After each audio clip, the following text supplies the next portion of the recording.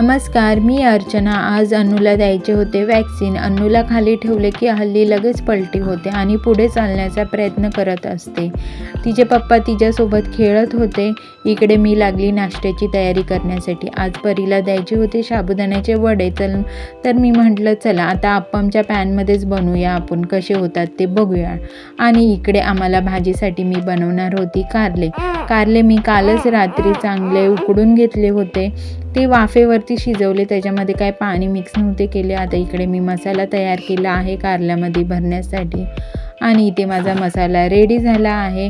ते कारल्यामधले बिये सगळे काढून घेतले आणि त्याच्यामध्ये हा मसाला भरला. आणि इकडे पॅनमध्ये थोडेसे तेल टाकले आणि त्याच्यामध्ये हे कारले टाकले. आता हा उरलेला मसाला त्याच्यामध्ये सगळा टाकून द्यायचा आहे आणि गॅस कमी ठेवून कारले दोन्ही बाजूनी चांगले खरपूस भाजायचे आहे. अशा पद्धतीने बनवा, खा, मस्त लागतात आणि कडू तर बिलकुल लागत नाही. कारले एका साईडला चपात्या बनवून घेतल्या आणि इथे आम्ही रेडी झालो जाण्यासाठी वॅक्सिन द्यायला. आता इथे घेतलेलं तिच्या पप्पांनी. तर वरती जातो बघतो तर काय हॉस्पिटलमध्ये भरपूर गर्दी होती.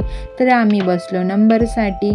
त्यानंतर फायनली आमचा नंबर आल्यानंतर मॅडमला वॅक्सिन दिले. मॅडम रडत होते त्यामुळे तिला घेतलं उचलून.